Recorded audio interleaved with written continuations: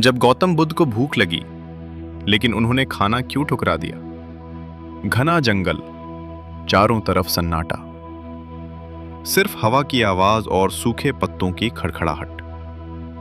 सूरज आसमान में तप रहा था, लेकिन उस गर्मी से भी ज्यादा तेज एक आग जल रही थी, एक इंसान के अंदर। वो इंसान थे सिद्धार्थ, जो अब धीरे धीरे बुद्ध बनने की राह पर थे। कई दिनों से उन्होंने ठीक से भोजन नहीं किया था। शरीर कमजोर हो चुका था, हड्डियां साफ दिखने लगी थी, लेकिन आंखों में एक अजीब सी शांति और खोज की जिद थी। वो एक पेड़ के नीचे बैठे थे, ध्यान में। लेकिन इस बार ध्यान टूट गया। क्यों? क्योंकि उन्हें भूख लगी थी। हां, वही बुद्ध, जिन्हें हम आज ज्ञान और त्याग का प्रतीक मानते हैं, उस समय एक आम इंसान की तरह भूख से जूझ रहे थे। उनका गला सूख रहा था, पेट में दर्द हो रहा था, शरीर जवाब दे रहा था। तभी दूर से एक महिला आती हुई दिखी। उसके हाथ में एक कटोरा था, जिसमें ताजा बना हुआ भोजन था। वो धीरे धीरे उनके पास आई और बोली, हे साधु, आप बहुत कमजोर लग रहे हैं। कृपया ये भोजन स्वीकार करें। उस भोजन की खुशबू उस वक्त किसी अमृत से कम नहीं थी। कुछ पल के लिए बुद्ध के मन में एक विचार आया, क्या मुझे ये खाना खा लेना चाहिए? क्योंकि शरीर अब और सहन नहीं कर पा रहा था। लेकिन अगले ही पल उन्होंने आंखें बंद की और खुद से एक सवाल पूछा, क्या मैं सिर्फ शरीर की भूख मिटाने के लिए यहां आया हूं, या आत्मा की सच्चाई खोजने के लिए? यही वो पल था जहां एक आम इंसान और एक महान व्यक्ति में फर्क पैदा होता है। महिला ने फिर कहा, आप इसे मना क्यों कर रहे हैं? आप तो बहुत कमजोर हैं। बुद्ध ने धीरे से आंखें खोली और मुस्कुराते हुए बोले, मैं इस भोजन का अपमान नहीं कर रहा, लेकिन मैं अभी एक और बड़ी भूख को समझने की कोशिश कर रहा हूं। महिला हैरान थी। भूख तो बस पेट की होती है, और कैसी भूख? बुद्ध ने कहा, पेट की भूख कुछ समय के लिए होती है, लेकिन इच्छाओं की भूख वो कभी खत्म नहीं होती। उनके शब्द सीधे दिल में उतर गए। उन्होंने आगे कहा, अगर मैं आज इस भूख के सामने झुक गया, तो मैं कभी नहीं समझ पाऊंगा कि असली संतुलन क्या है।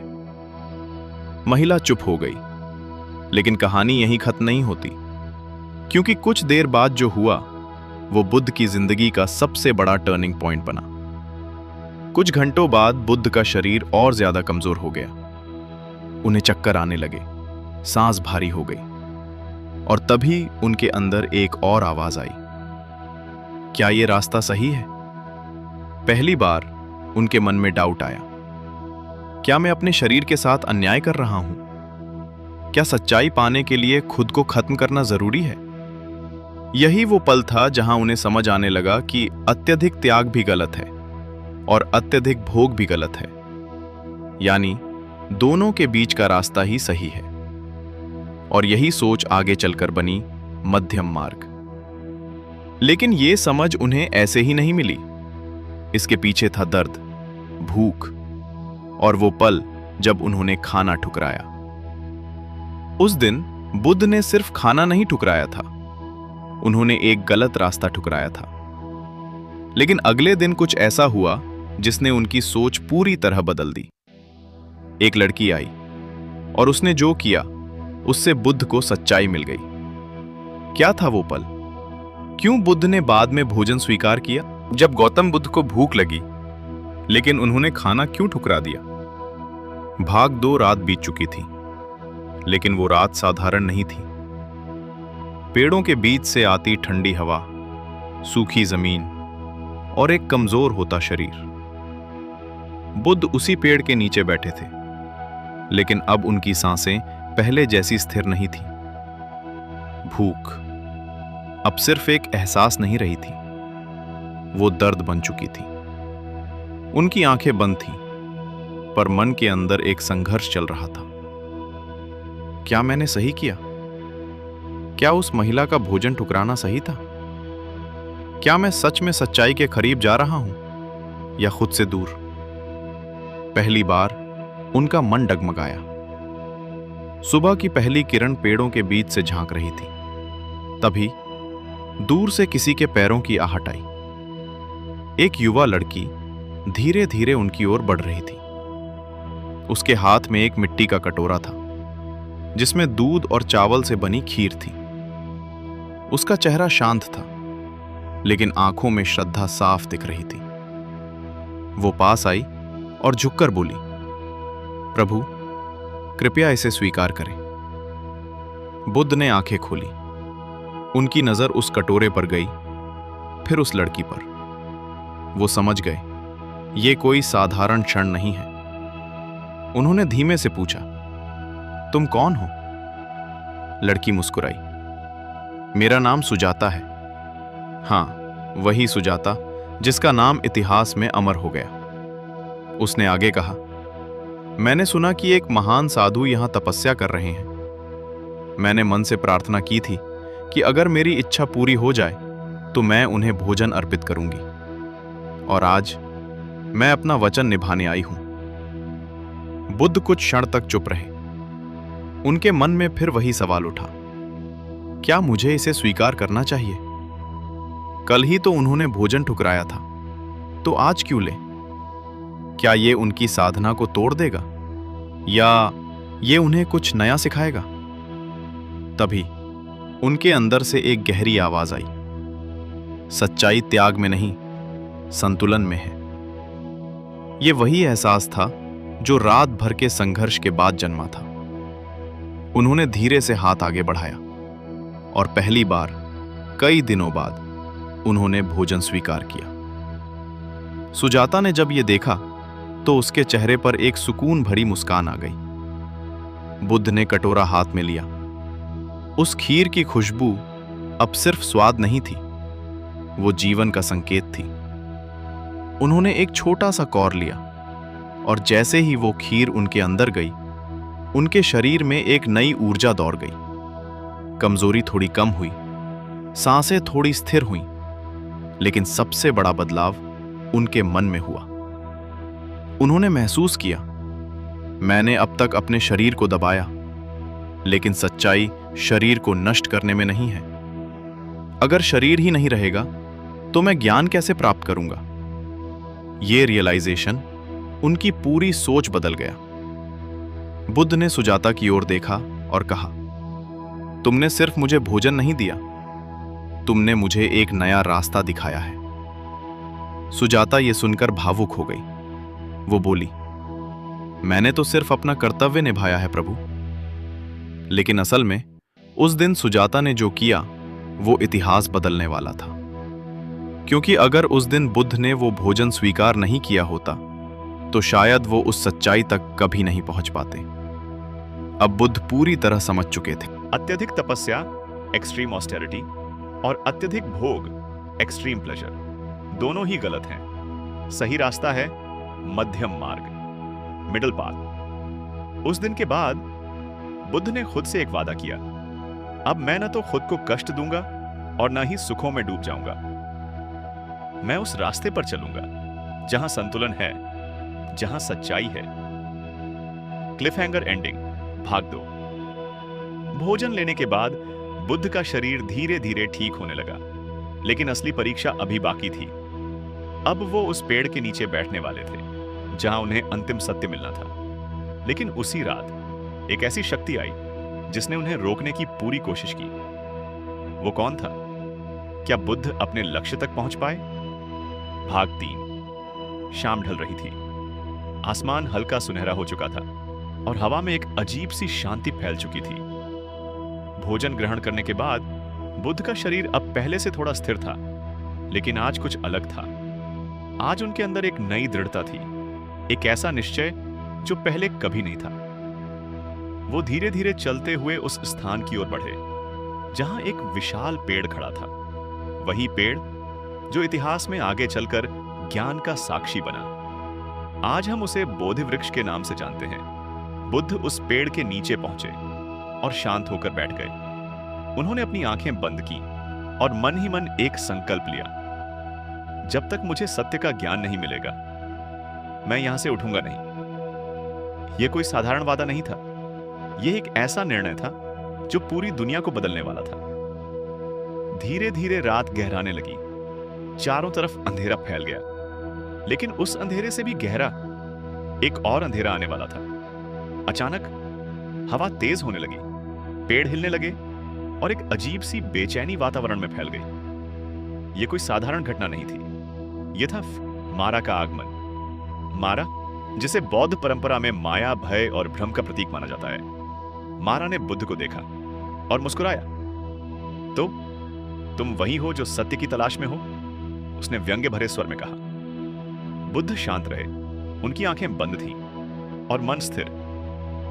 मारा ने सोचा, अगर यह व्यक्ति आज सफल हो गया तो यह दुनिया को बदल देगा और मेरा प्रभाव खत्म हो जाएगा। इसलिए उसने ठान लिया, उसे हर हाल में बुद्ध को रोकना है। सबसे पहले उसने भय, फियर का सहारा लिया। तेज तूफान, गर्जन, बिजली की कड़क, चारों तरफ ऐसा लगा जैसे दुनिया खत्म हो रही हो। लेकिन बुद्ध अभी भी शांत थे, उनके चेहरे पर कोई डर नहीं था। मारा ने सोचा, डर से काम नहीं बना, अब लालच आजमाते हैं। उसने अपने सबसे सुंदर रूपों को बुलाया, अपनी पुत्रियों को, जो अत्यंत आकर्षक थीं। उन्होंने बुद्ध के सामने नृत्य करना शुरू किया। उनका उद्देश्य था बुद्ध का ध्यान भंग करना। लेकिन बुद्ध ने आंखें तक नहीं खोली। उनका मन अब इन सब चीजों से ऊपर उठ चुका था। मारा अब गुस्से में आ गया। उसने कहा, तुम्हें क्या लगता है तुम इस स्थान के योग्य हो? यह स्थान मेरा है और तुम यहां बैठने के लायक नहीं हो।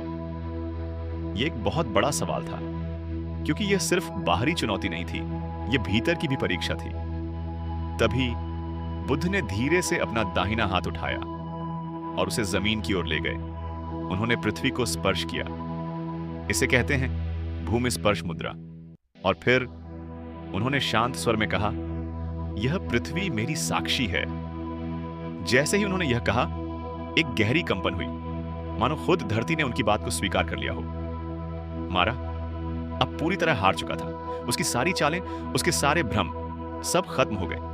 वो पीछे हट गया और अंधेरे में विलीन हो गया।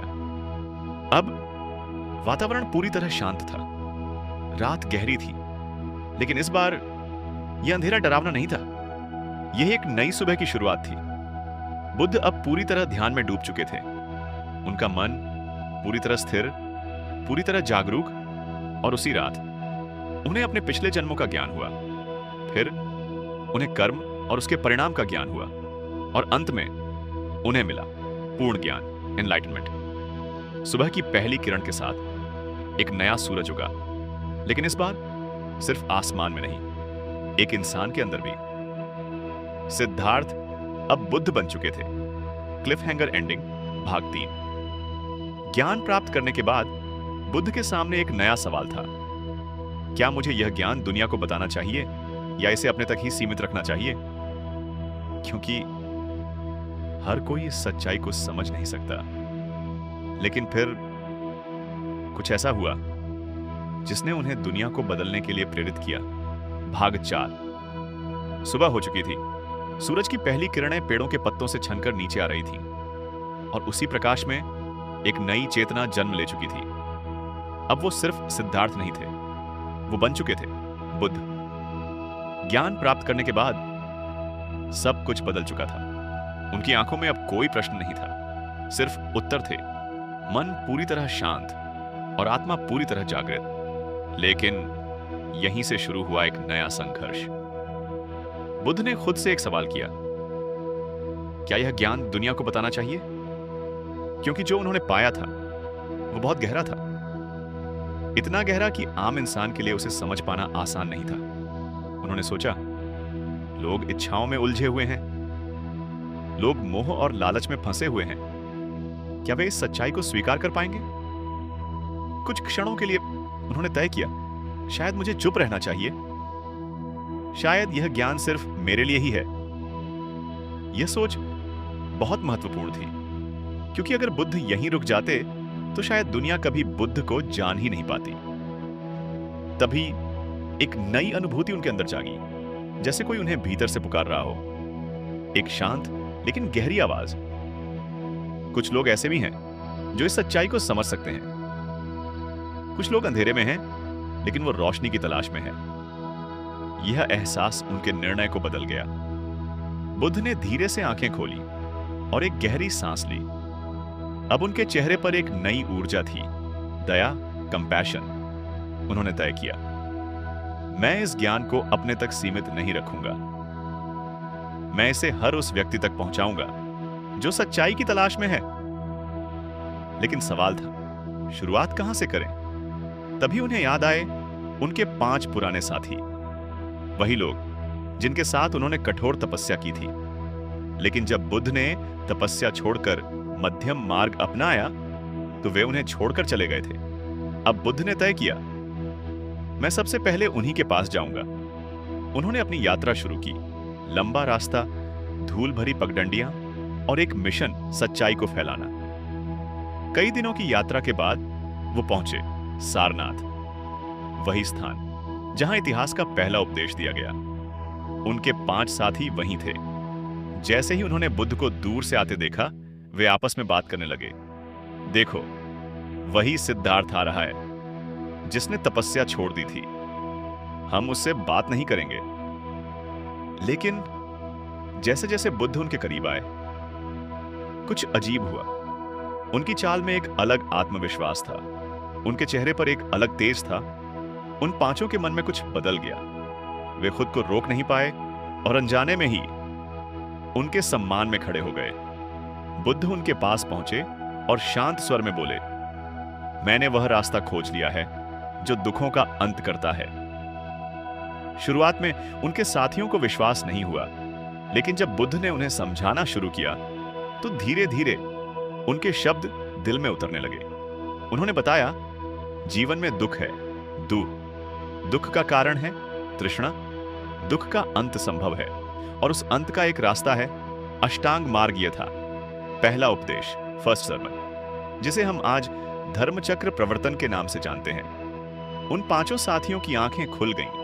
उन्होंने बुद्ध की बात को स्वीकार किया और बन गए बुद्ध के पहले शिष्य। यहीं से शुरू हुआ बौद्ध धर्म का विस्तार। अब बुद्ध अकेले नहीं थे। उनके साथ एक संदेश था, एक मिशन था और एक पूरी यात्रा थी। क्लिफहैंगर एंडिंग, भाग 4। अब बुद्ध का ज्ञान फैलने लगा। लोग दूर दूर से आने लगे, लेकिन हर कोई खुश नहीं था। कुछ लोग उनके खिलाफ हो गए, कुछ ने उन्हें रोकने की कोशिश की। और फिर एक दिन एक ऐसा इंसान उनके सामने आया जो बहुत खतरनाक था। एक हत्यारा जिसका नाम सुनकर लोग कांपते थे। क्या बुद्ध उसे बदल पाए? भाग 5, फाइनल। समय बीत रहा था। अब बुद्ध का नाम दूर दूर तक फैल चुका था। लोग उनके पास आते, उनकी बातें सुनते और बदलकर लौटते। लेकिन जहां रोशनी होती है, वहां अंधेरा भी अपना असर दिखाने की कोशिश करता है। एक दिन एक खबर पूरे क्षेत्र में फैल गई। एक खतरनाक हत्यारा जंगल में घूम रहा है। वो लोगों को मारकर उनकी उंगलियां काट लेता है। उसका नाम था अंगुलिमाल। लोग डर के मारे रास्ते बदल लेते थे। कोई भी उस जंगल से गुजरने की हिम्मत नहीं करता था। जब यह बात बुद्ध तक पहुंची, तो उनके शिष्यों ने कहा, प्रभु, आप उस रास्ते पर मत जाइए, वो बहुत खतरनाक है। लेकिन बुद्ध शांत रहे। उन्होंने सिर्फ इतना कहा, जिसे सबसे ज्यादा अंधेरा घेरता है, उसे ही सबसे ज्यादा रोशनी की जरूरत होती है। और फिर वो उसी रास्ते पर चल पड़े। जंगल घना था, हवा में डर साफ महसूस हो रहा था। और तभी अचानक एक तेज आवाज गूंजी, रुक जाओ। वो था अंगुलिमाल, हाथ में तलवार, आंखों में गुस्सा और चेहरे पर क्रूरता। वो तेजी से बुद्ध की ओर बढ़ा। लेकिन अजीब बात यह थी कि बुद्ध चल रहे थे, फिर भी अंगुलिमाल उन्हें पकड़ नहीं पा रहा था। थककर वो चिल्लाए, ओई, अरे साधु, रुक जाओ। तभी बुद्ध ने बिना पीछे मुड़े कहा, मैं तो रुक चुका हूं, अब तुम कब रुकोगे? यह सुनकर अंगुलिमाल हैरान रह गया। वो बोला, तुम चल रहे हो, फिर कैसे कहते हो कि रुक गए हो? बुद्ध ने धीरे से उसकी ओर देखा और कहा, मैं हिंसा, क्रोध और पाप से रुक चुका हूं, लेकिन तुम अभी भी इन सब में दौड़ रहे हो। यह शब्द सीधे उसके दिल में लगे।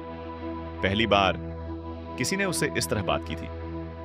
अंगुलीमाल का गुस्सा धीरे धीरे शांत होने लगा। उसकी आंखों में नमी आ गई। वो बोला, क्या मेरे जैसे इंसान के लिए भी कोई रास्ता है?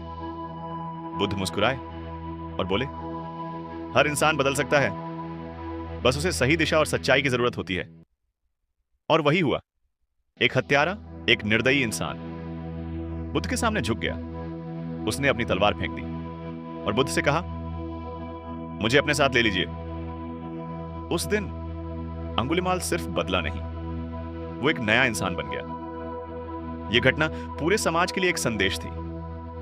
कोई भी इंसान इतना बुरा नहीं होता कि वो बदल ना सके। अब बुद्ध का संदेश और तेजी से फैलने लगा। लोग सिर्फ ज्ञान ही नहीं, उम्मीद भी पाने लगे। इस पूरी कहानी का सबसे बड़ा सबक उस दिन, जब बुद्ध को भूख लगी थी और उन्होंने खाना ठुकराया था, वो सिर्फ एक घटना नहीं थी, वो एक सीख थी। उन्होंने हमें सिखाया, जरूरत और लालच में फर्क समझो। खुद को कष्ट देना भी गलत है और सुखों में डूब जाना भी गलत है। सही रास्ता है संतुलन, मिडिल पाथ। अगर उस दिन उन्होंने वह निर्णय नहीं लिया होता तो शायद मध्यम मार्ग कभी जन्म ही नहीं लेता और दुनिया को बुद्ध जैसा मार्गदर्शक नहीं मिलता। फाइनल क्लोजिंग लाइन यूट्यूब के लिए परफेक्ट। भूख सिर्फ पेट की नहीं होती, इच्छाओं की भी होती है। और जो इंसान इन दोनों के बीच संतुलन बना ले, वही असली बुद्ध बनता है। जब मेहनत का फल नहीं मिलता, तब असली परीक्षा शुरू होती है। क्या आपने कभी ऐसा महसूस किया है कि आप दिन रात मेहनत कर रहे हैं, लेकिन फिर भी आपको उसका कोई फल नहीं मिल रहा? आप कोशिश करते हैं, फिर असफल होते हैं, फिर कोशिश करते हैं और फिर गिर जाते हैं, और धीरे धीरे आपका विश्वास टूटने लगता है। आप खुद से पूछते हैं, क्या मेरी मेहनत बेकार है? क्या मेरी किस्मत खराब है? या फिर मैं ही गलत हूं? अगर आपके मन में भी कभी ये सवाल आए हैं, तो ये कहानी आपके लिए है। ये कहानी है एक ऐसे व्यक्ति की जिसने अपनी जिंदगी की सारी ताकत मेहनत में लगा दी, लेकिन फिर भी उसे कुछ हासिल नहीं हुआ। और फिर उसकी मुलाकात हुई गौतम बुद्ध से, जहां उसे मिला ऐसा उत्तर जिसने उसकी पूरी जिंदगी बदल दी। एक संघर्षशील युवक बहुत समय पहले एक छोटे से गांव में रहता था, निरंजन। निरंजन एक साधारण परिवार से था, ना ज्यादा पैसे, ना कोई खास सहारा, लेकिन उसके पास एक चीज थी, मेहनत करने की ताकत। सपना। निरंजन का एक सपना था। वो अपने परिवार को एक बेहतर जीवन देना चाहता था। वो गरीबी से बाहर निकलना चाहता था। शुरुआत उसने काम शुरू किया। दिन में मजदूरी, रात में सीखना। कभी भूखा सो जाता, कभी थक कर गिर जाता, लेकिन उसने हार नहीं मानी। पहली असफलता कुछ महीनों बाद उसने एक छोटा काम शुरू किया, लेकिन वो असफल हो गया। दूसरी कोशिश उसने फिर कोशिश की, इस बार और ज्यादा मेहनत के साथ, लेकिन फिर असफलता। लगातार गिरना धीरे धीरे ये एक चक्र बन गया। मेहनत, असफलता, मेहनत, असफलता। मन का टूटना। अब निरंजन अंदर से टूटने लगा था। उसे लगने लगा, मेरी मेहनत का कोई मतलब नहीं। तुलना। वो अपने आसपास के लोगों को देखता। कुछ लोग कम मेहनत करते थे, लेकिन सफल थे, और वो सब कुछ देकर भी खाली था। सबसे बड़ा सवाल एक रात वो आसमान की ओर देखकर बोला, हे ईश्वर, क्या मेहनत का कोई फल नहीं होता? अंदर की आवाज उसके मन में एक आवाज आई, शायद तू गलत कर रहा है। टूटन की हद अब उसने मेहनत करना कम कर दिया, क्योंकि उसे लगने लगा कोई फायदा नहीं। एक दिन उसे पता चला, पास के वन में गौतम बुद्ध ठहरे हुए हैं, जो हर समस्या का समाधान बताते हैं। निर्णय। निरंजन ने सोचा, ये मेरी आखिरी उम्मीद है, और वो निकल पड़ा। पहली मुलाकात वन में। शांति थी, सन्नाटा था, और बीच में बैठे थे गौतम बुद्ध। निरंजन उनके पास गया और बोला, मैं थक चुका हूं। मैंने बहुत मेहनत की, लेकिन मुझे कुछ नहीं मिला। क्या मेहनत बेकार है? बुद्ध का उत्तर। बुद्ध मुस्कुराए और बोले, मेहनत कभी बेकार नहीं जाती, लेकिन हर मेहनत सही नहीं होती। पहला झटका निरंजन चौंक गया। क्या मतलब? सबसे गहरी बात बुद्ध बोले, सिर्फ मेहनत करना काफी नहीं है, सही दिशा में मेहनत करना जरूरी है। नई शुरुआत। निरंजन ने पहली बार सोचा, क्या मैं गलत दिशा में मेहनत कर रहा था? लेकिन असली सीख अभी बाकी है। अब उसे समझ आ गया था कि सिर्फ मेहनत काफी नहीं, लेकिन सही दिशा कैसे मिले? कैसे पता चले कि मेहनत सही है या गलत? सिर्फ मेहनत नहीं, सही मेहनत जरूरी है। वन की शांति पहले जैसी ही थी। निरंजन बैठा था सामने गौतम बुद्ध के, लेकिन इस बार उसके मन में एक नई जिज्ञासा थी। सही मेहनत क्या होती है? पहला प्रश्न निरंजन बोला, मैंने पूरी मेहनत की, फिर भी असफल रहा, तो क्या मेरी मेहनत गलत थी? बुद्ध का उत्तर। बुद्ध मुस्कुराए और बोले, मेहनत दो तरह की होती है, एक जो तुम्हें थका देती है और एक जो तुम्हें आगे बढ़ाती है। उलझन निरंजन ने पूछा, दोनों में फर्क कैसे पता चले? बुद्ध की कहानी। बुद्ध बोले, मान लो एक व्यक्ति है जो नाव चला रहा है। वह पूरी ताकत से चप्पू चला रहा है, लेकिन दिशा उल्टी है। सबसे बड़ा सत्य, वह मेहनत कर रहा है, लेकिन वह आगे नहीं बढ़ रहा। गहरी चोट निरंजन को झटका लगा। क्या मैं भी वही कर रहा था? सच्चाई का सामना उसने सोचा। मैं बिना सोचे काम कर रहा था, बस मेहनत करता जा रहा था, लेकिन कभी रुका नहीं कि मैं सही दिशा में हूं या नहीं। बुद्ध का अगला सवाल। बुद्ध ने पूछा, तुम मेहनत क्यों कर रहे थे? निरंजन बोला, सफल होने के लिए, पैसा कमाने के लिए। गहरी समझ। बुद्ध बोले, और जब असफलता मिली तो तुम टूट गए, क्योंकि तुम्हारा ध्यान फल पर था, कर्म पर नहीं। दूसरा झटका। निरंजन चौंक गया, तो क्या फल की इच्छा गलत है? कर्म का नियम। बुद्ध बोले, फल की इच्छा गलत नहीं है, लेकिन फल पर निर्भर होना गलत है। तुम्हारा काम है कर्म करना, फल अपने समय पर आएगा। अंदर की जागृति निरंजन को समझ आने लगा। वह परिणाम के पीछे भाग रहा था, इसलिए हर असफलता उसे तोड़ रही थी। तीसरी सीख। बुद्ध बोले, सही मेहनत का मतलब है सही दिशा प्लस सही समय प्लस सही मन। 3 नियम। निरंजन ने पूछा, कैसे समझूं ये तीनों? बुद्ध बोले, 1. सही दिशा, जो तुम्हें आगे बढ़ाए, सिर्फ व्यस्त ना रखे। 2. सही समय, हर काम का एक सही समय होता है, जल्दी या देर दोनों नुकसान करते हैं। 3. सही मन, शांत मन से किया गया काम ज्यादा प्रभावी होता है। असली समस्या अब निरंजन को साफ दिखने लगा। वह बिना सोचे काम कर रहा था, वह जल्दी परिणाम चाहता था और उसका मन हमेशा परेशान रहता था।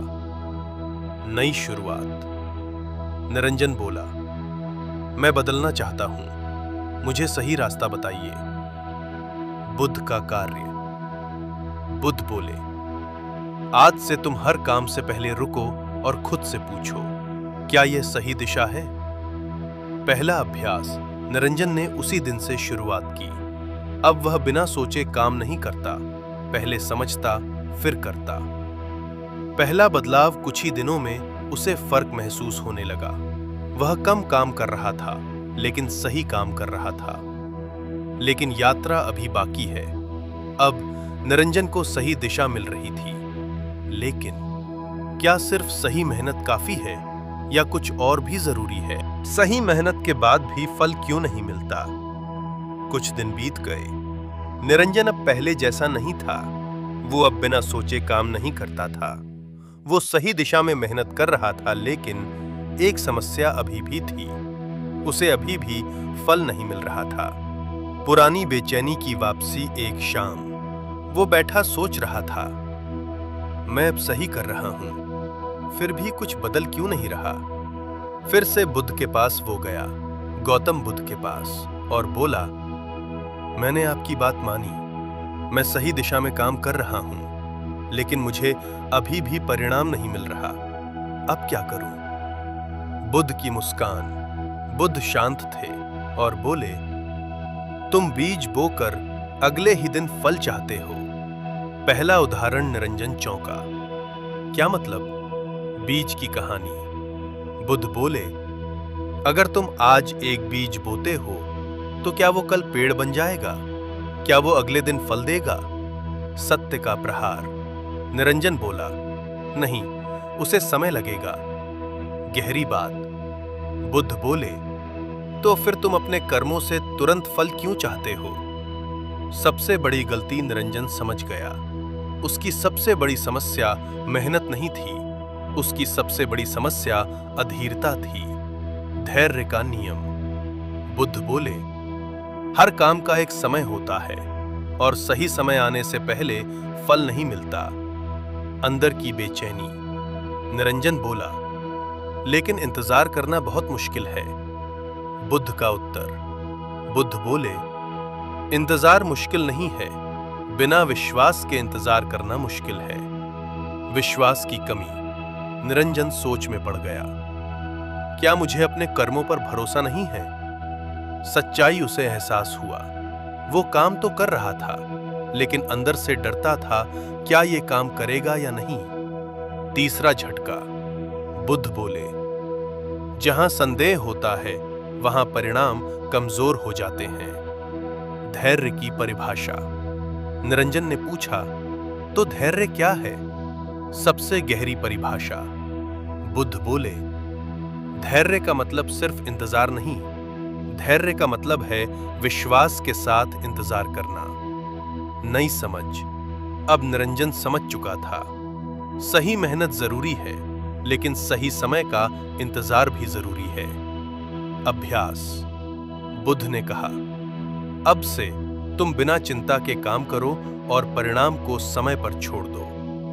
वापसी। निरंजन वापस गया और इस बार उसने बिना घबराए काम करना शुरू किया, बिना जल्दी के, बिना डर के। धीरे धीरे बदलाव।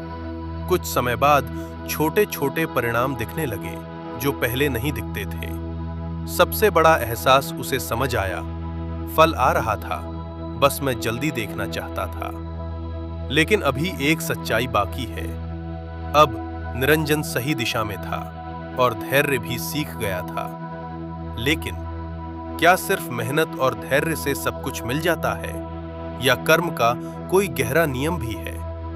क्योंकि अगले भाग में उसे कर्म का असली सत्य समझ आएगा और वहीं उसकी जिंदगी पूरी तरह बदल जाएगी।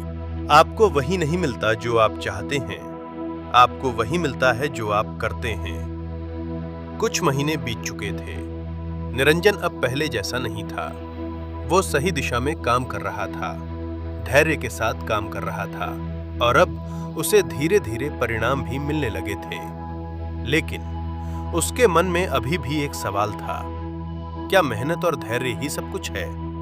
फिर बुद्ध के पास वो फिर पहुंचा, गौतम बुद्ध के पास, और बोला, अब मुझे कुछ फल मिल रहा है, लेकिन मैं समझना चाहता हूं कि ये सब कैसे काम करता है।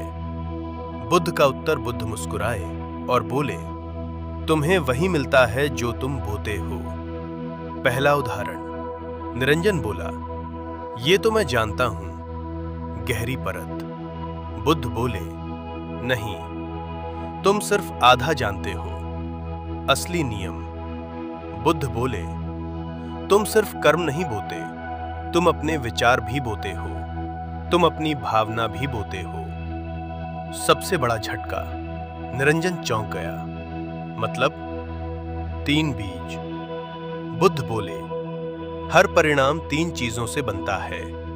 1. कर्म, तुम क्या करते हो। 2. विचार, तुम क्या सोचते हो? 3. भावना, तुम कैसा महसूस करते हो? सच्चाई का एहसास। निरंजन सोच में पड़ गया।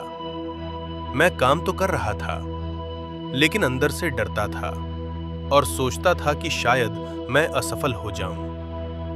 गहरी समझ।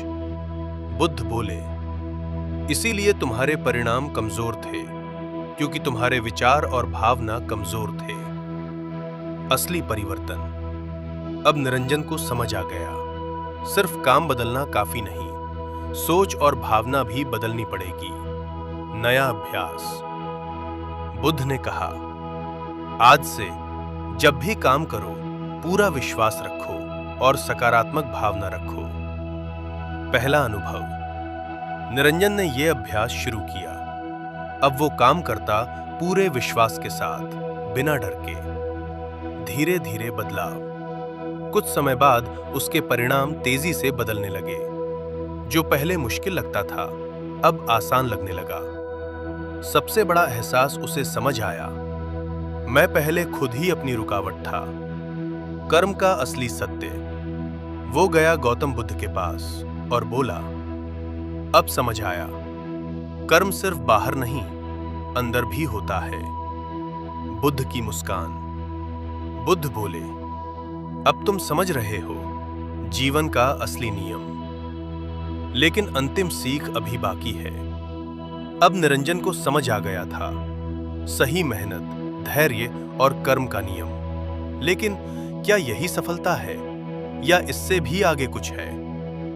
क्योंकि अंतिम भाग में उसे समझ आएगा सफलता का असली अर्थ क्या है, और वहीं उसकी यात्रा पूरी होगी। जब फल मिल जाए तब भी क्यों खालीपन रहता है? कुछ समय बीत चुका था। निरंजन की जिंदगी बदल चुकी थी। अब उसके काम सफल होने लगे थे। उसकी मेहनत रंग ला रही थी।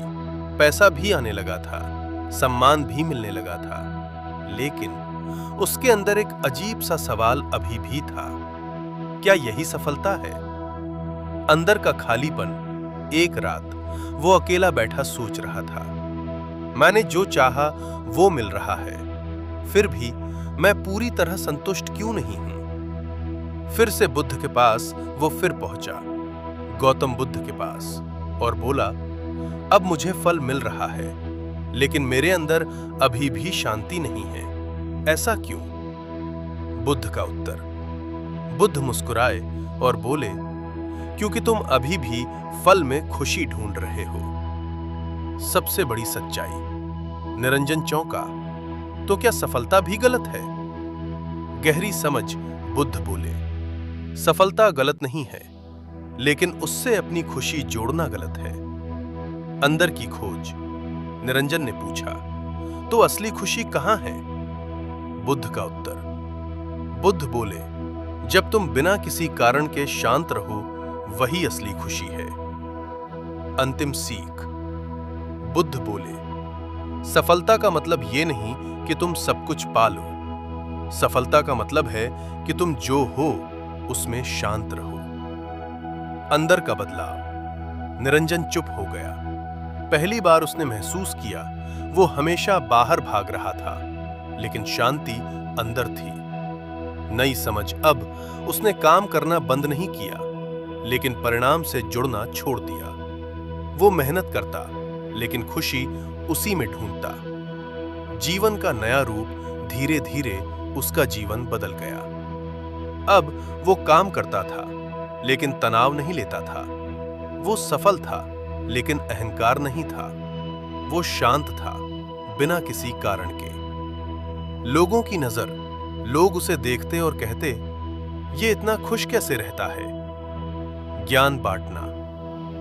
निरंजन लोगों से कहता, मेहनत करो, लेकिन फल के पीछे मत भागो। धैर्य रखो और अपने कर्म पर विश्वास करो। अंतिम सत्य वो कहता, जब आप सही मेहनत करते हो, धैर्य रखते हो और सही भावना रखते हो, तो फल अपने आप आता है।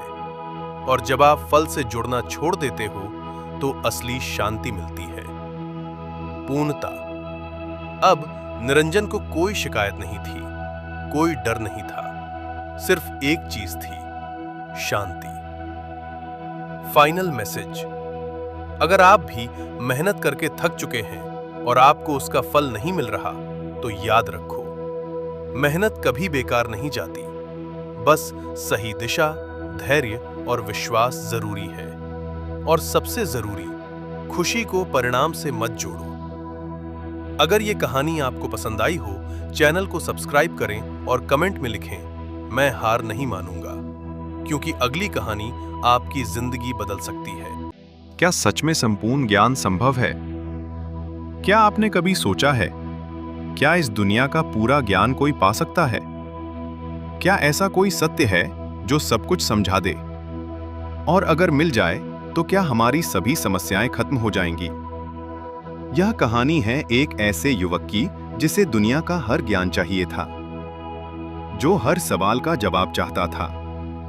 लेकिन जितना वह सीखता गया, उतना ही उलझता गया। और फिर उसकी मुलाकात हुई गौतम बुद्ध से, जहां उसे मिला ऐसा उत्तर जिसने उसकी पूरी सोच बदल दी। एक जिज्ञासु युवक बहुत समय पहले एक नगर में रहता था, विवेक।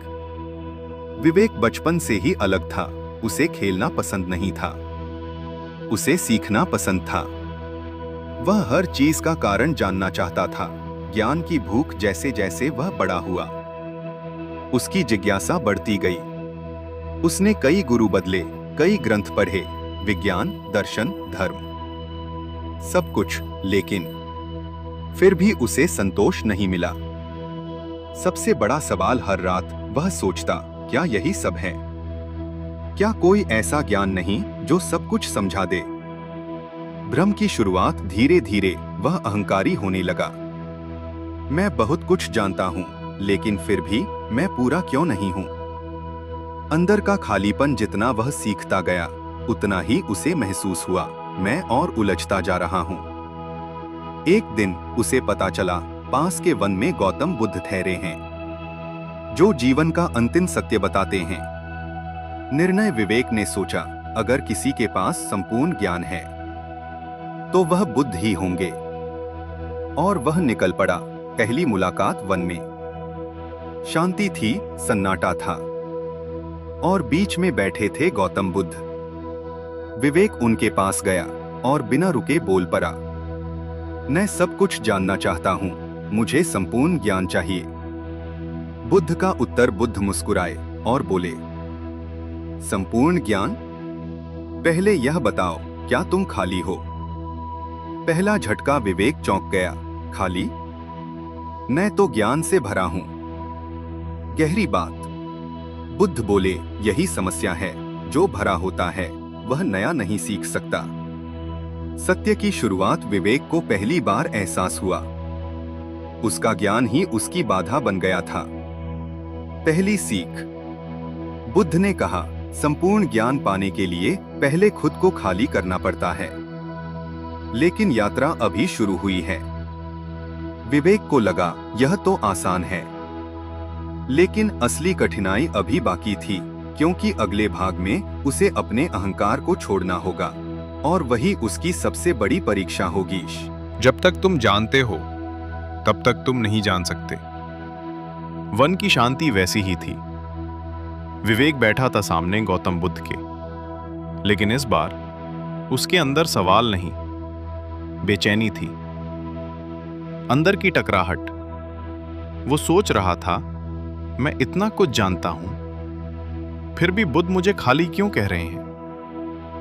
बुद्ध का पहला प्रयोग। बुद्ध ने पास रखे एक पात्र कटोरे की ओर इशारा किया और उसमें पानी डालना शुरू किया। वो पात्र भर गया, लेकिन बुद्ध पानी डालते रहे। पानी बाहर गिरने लगा। विवेक की प्रतिक्रिया। विवेक तुरंत बोला, भंते, पात्र भर चुका है, अब इसमें और पानी नहीं आ सकता। सबसे गहरी सीख। बुद्ध मुस्कुराए और बोले, तुम भी इसी पात्र जैसे हो, ज्ञान से भरे हुए, इसलिए नया कुछ नहीं आ सकता। अहंकार पर चोट। यह सुनकर विवेक को गहरा झटका लगा। क्या मेरा ज्ञान ही मेरी रुकावट है? सच का सामना। बुद्ध बोले, ज्ञान बुरा नहीं है, लेकिन मैं सब जानता हूं ये विचार सबसे बड़ा अज्ञान है। अंदर की टूटन। विवेक चुप हो गया। पहली बार उसे एहसास हुआ वो सीखने नहीं, साबित करने आया था। बुद्ध का दूसरा प्रश्न। बुद्ध ने पूछा, तुम ज्ञान क्यों चाहते हो? विवेक बोला, ताकि मैं सबसे श्रेष्ठ बन सकूं, ताकि मुझे सब सम्मान दे। असली कारण। बुद्ध बोले, तो तुम ज्ञान नहीं, अहंकार को बढ़ाना चाहते हो। सत्य का प्रहार। यह सुनकर विवेक के पास कोई उत्तर नहीं था, क्योंकि यह सच था। पहली बार झुकना। विवेक ने सिर झुका लिया। मुझे समझ नहीं आया, मैं गलत दिशा में था। नई शुरुआत। बुद्ध ने कहा, अगर सच में सीखना चाहते हो तो पहले ना जानने को स्वीकार करो। अभ्यास। बुद्ध ने उसे एक कार्य दिया। आज से हर चीज को ऐसे देखो जैसे तुम पहली बार देख रहे हो। वापसी। विवेक वन में ही रुक गया और उसने यह अभ्यास शुरू किया। पहला अनुभव उसने पेड़ को देखा, जिसे वह पहले भी 1000 बार देख चुका था, लेकिन इस बार उसने उसे ध्यान से देखा। उसकी हर पत्ती, हर हरकत, नई दृष्टि उसे एहसास हुआ। मैं पहले कभी सच में देख ही नहीं रहा था। धीरे धीरे बदलाव। कुछ दिनों में उसका मन शांत होने लगा, उसका अहंकार कम होने लगा। सबसे बड़ा एहसास उसे समझ आया, ज्ञान किताबों में नहीं, अनुभव में है। लेकिन यात्रा अभी बाकी है। अब विवेक खाली होना सीख रहा था, लेकिन क्या वह सच को देख पाएगा? क्या वह उस ज्ञान तक पहुंच पाएगा जो शब्दों से परे है? क्योंकि अगले भाग में उसे सच्चा ज्ञान और झूठा ज्ञान का फर्क समझ आएगा, और वहीं उसकी सोच पूरी तरह बदल जाएगी। जो जानते हो वही सबसे बड़ा भ्रम हो सकता है। कुछ दिन बीत चुके थे। विवेक अब शांत रहने लगा था। पहले जैसा अहंकार नहीं, पहले जैसी बेचैनी नहीं, लेकिन उसके मन में अभी भी एक सवाल था, आखिर सच्चा ज्ञान क्या है? वह फिर पहुंचा गौतम बुद्ध के पास और बोला, मैं अब सीख रहा हूं, लेकिन मुझे अभी भी समझ नहीं आ रहा कि सच्चा ज्ञान क्या है। बुद्ध का उत्तर। बुद्ध मुस्कुराए और बोले, जो बदल जाए वह ज्ञान नहीं है। पहला भ्रम। विवेक चौंका, लेकिन सारी चीजें तो बदलती हैं। गहरी बात। बुद्ध बोले, तुमने जो सीखा वह समय के साथ बदल सकता है, लेकिन जो तुम हो वह नहीं बदलता। अंदर की खोज। विवेक ने पहली बार खुद से पूछा, मैं कौन हूं? मन की चाल। जैसे ही उसने सोचा, मैं शरीर हूं, फिर खुद ही सवाल आया, लेकिन शरीर तो बदलता है। मैं मन हूं, लेकिन विचार भी बदलते हैं। उलझन। अब वह और गहराई में चला गया। तो फिर मैं कौन हूं? बुद्ध का मार्गदर्शन। बुद्ध बोले, आंखें बंद करो और अपने विचारों को देखो। अंदर की यात्रा। विवेक ने आंखें बंद की। विचार आ रहे थे, जा रहे थे, भावनाएं उठ रही थीं, खत्म हो रही थीं। सबसे बड़ा अनुभव। कुछ देर बाद उसे एहसास हुआ, मैं ये विचार नहीं हूं, मैं ये भावनाएं नहीं हूं, मैं वह हूं जो इन्हें देख रहा है। सच्चा ज्ञान। वह तुरंत उठा और गया गौतम बुद्ध के पास। अब मुझे समझ आया, सच्चा ज्ञान बाहर नहीं, अंदर है। बुद्ध की मुस्कान। बुद्ध बोले, अब तुम करीब आ रहे हो। सच्चा ज्ञान वह है जो तुम्हें खुद से मिला दे। झूठा ज्ञान। बुद्ध ने आगे कहा, जो तुम्हें दूसरों से ऊपर दिखाए। वह झूठा ज्ञान है जो तुम्हें शांत बनाए। वह सच्चा ज्ञान है। असली बदलाव। अब विवेक सीख नहीं रहा था, वह अनुभव कर रहा था, लेकिन अंतिम कदम अभी बाकी है। अब उसे समझ आ गया था सच्चा ज्ञान क्या है, लेकिन क्या वह उस ज्ञान में स्थिर रह पाएगा? क्या वह उस शांति को हमेशा बनाए रख पाएगा? क्योंकि अगले भाग में उसे संपूर्ण ज्ञान का असली अर्थ समझ आएगा, और वहीं उसकी यात्रा पूरी होगी। संपूर्ण ज्ञान पाने के लिए कुछ भी पाना नहीं पड़ता। वन में सुबह का समय था। हल्की धूप पेड़ों के बीच से छन कर आ रही थी। विवेक शांत बैठा था। अब वह पहले जैसा बेचैन नहीं था। अब उसके सवाल कम हो चुके थे, लेकिन एक अंतिम जिज्ञासा अभी भी बाकी थी। क्या मैं संपूर्ण ज्ञान तक पहुंच गया हूं? वह फिर पहुंचा गौतम बुद्ध के पास और बोला, अब मैं समझता हूं कि सच्चा ज्ञान अंदर है, लेकिन क्या यही संपूर्ण ज्ञान है? बुद्ध का उत्तर बुद्ध मुस्कुराए और बोले, संपूर्ण ज्ञान कुछ पाने का नाम नहीं है, कुछ छोड़ने का नाम है। पहला सवाल विवेक ने पूछा, क्या छोड़ना है? गहरी सच्चाई बुद्ध बोले, इच्छाएं, डर, अहंकार और सबसे बड़ा खुद को अलग मानने का भ्रम। अंदर की हलचल विवेक सोच में पड़ गया। क्या मैं सच में अलग हूं? एक और अभ्यास बुद्ध ने कहा, शांत बैठो और अपने अंदर देखो।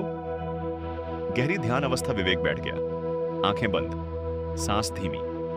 धीरे धीरे उसके विचार कम होने लगे, उसका मन शांत होने लगा। सबसे बड़ा अनुभव कुछ समय बाद उसे लगा जैसे वह शरीर नहीं है, वह विचार नहीं है, वह सिर्फ एक साक्षी है जो सब कुछ देख रहा है। सीमा का टूटना धीरे धीरे उसे महसूस हुआ। वह पेट से अलग नहीं है, हवा से अलग नहीं है, सब कुछ एक ही है।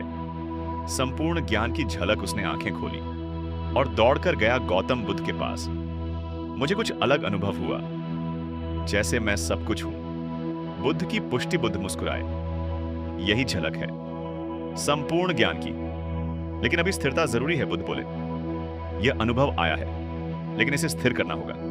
अंतिम साधना बुद्ध ने कहा, अब तुम्हें हर पल जागरूक रहना होगा, चलते हुए, खाते हुए, बोलते हुए, हर जगह। नई जीवन शैली विवेक ने अभ्यास शुरू किया। वह हर चीज को ध्यान से करता, हर पल जागरूक रहता। धीरे धीरे स्थिरता, कुछ समय बाद उसका मन पूरी तरह शांत हो गया। अब कोई उलझन नहीं थी, कोई प्रश्न नहीं था, लेकिन अंतिम सत्य अभी बाकी है। अब विवेक ने अनुभव कर लिया था शांति, एकता, साक्षी भाव। लेकिन क्या यही अंत है या इससे भी आगे कुछ है? क्योंकि अंतिम भाग में उसे समझ आएगा कि संपूर्ण ज्ञान पाने के बाद जीवन कैसे जीना है। संपूर्ण ज्ञान का अर्थ जीवन से भागना नहीं, उसे समझकर जीना है। सुबह का समय था, वन में शांति फैली हुई थी। विवेक धीरे धीरे चलता हुआ पहुंचा गौतम बुद्ध के पास। लेकिन इस बार उसके चेहरे पर खोज नहीं थी, संतोष था। अंतिम प्रश्न विवेक बोला, अब मुझे शांति मिल गई है, मुझे अपने अंदर वह अनुभव भी हुआ, लेकिन अब क्या? क्या मुझे यहीं रहना चाहिए? क्या मुझे संसार छोड़ देना चाहिए? बुद्ध का अंतिम उत्तर बुद्ध मुस्कुराए और बोले, ज्ञान का अर्थ भागना नहीं है, ज्ञान का अर्थ है समझकर जीना। सबसे बड़ी सीख बुद्ध बोले, जो व्यक्ति ज्ञान पाकर संसार से भाग जाता है वह अधूरा है, और जो व्यक्ति ज्ञान पाकर संसार में रहता है वही पूर्ण है। जीवन का नया अर्थ विवेक समझ गया।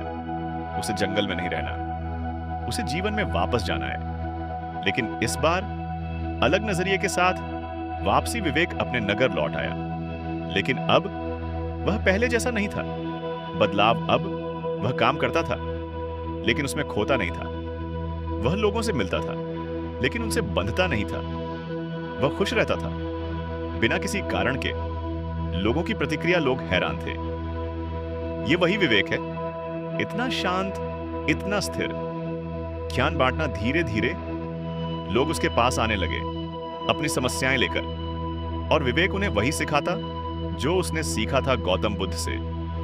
असली ज्ञान, वह कहता, संपूर्ण ज्ञान का मतलब सब कुछ जानना नहीं है। संपूर्ण ज्ञान का मतलब है खुद को जानना। अंतिम सत्य विवेक ने समझाया, जब आप खुद को जान लेते हो तो आपको बाहर कुछ जानने की जरूरत नहीं रहती, क्योंकि तब हर चीज साफ दिखने लगती है। पूर्णता अब न कोई सवाल था, न कोई डर, बस एक शांति थी जो कभी खत्म नहीं होती। कहानी का अंतिम संदेश आज विवेक लोगों को यही सिखाता है, ज्ञान बाहर मत ढूंढो, अपने अंदर देखो, क्योंकि जिसे तुम खोज रहे हो वह तुम खुद हो। Final message, YouTube ending.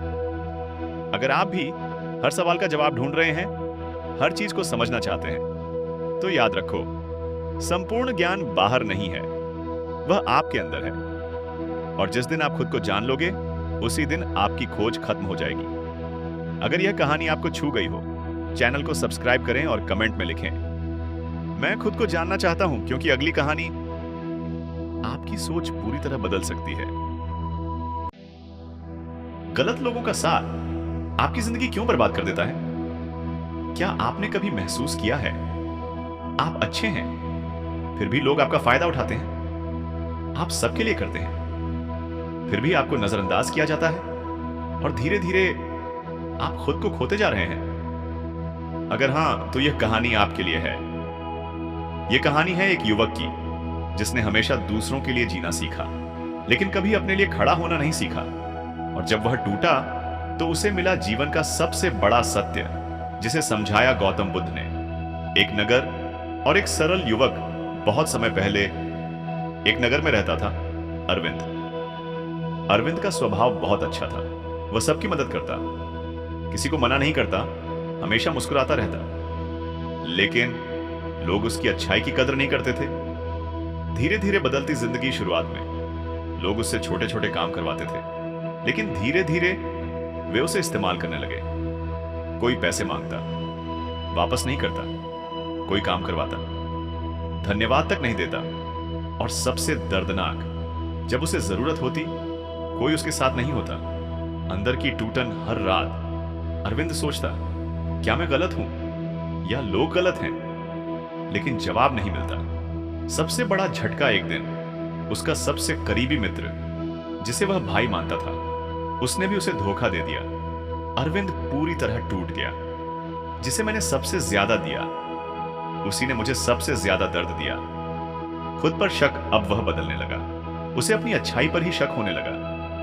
क्या अच्छा होना बेवकूफी है? मोड़ एक दिन उसे पता चला कि गौतम बुद्ध पास के जंगल में ठहरे हैं और लोग कहते थे वह हर समस्या का हल बताते हैं। अरविंद ने सोचा, शायद मुझे भी जवाब मिल जाए, और वह निकल पड़ा। पहली मुलाकात जंगल में, शांत वातावरण, ठंडी हवा, और बीच में बैठे थे गौतम बुद्ध। अरविंद उनके पास गया और बोला, मैं अच्छा हूं, लेकिन लोग मेरा फायदा उठाते हैं। क्या मुझे बुरा बन जाना चाहिए? बुद्ध का उत्तर, बुद्ध मुस्कुराए और बोले, अच्छा होना समस्या नहीं है, सीमा ना होना समस्या है। पहला झटका अरविंद चौंक गया। सीमा? गहरी बात बुद्ध बोले। जो व्यक्ति हर किसी को हां कहता है, वह खुद को ना कह रहा होता है। सच्चाई की शुरुआत अरविंद को पहली बार समझ आया।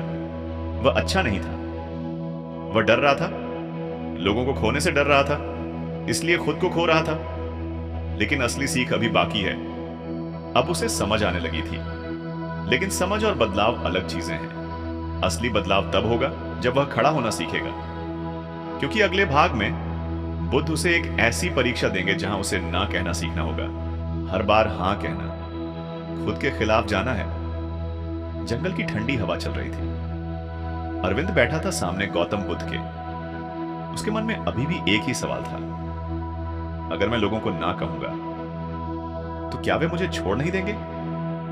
डर की जड़ बुद्ध ने उसकी आंखों में देखा और पूछा, तुम्हें क्या ज्यादा डराता है, लोगों का जाना या खुद को खोना? अरविंद चुप हो गया, क्योंकि वह जानता था वह खुद को खो चुका है।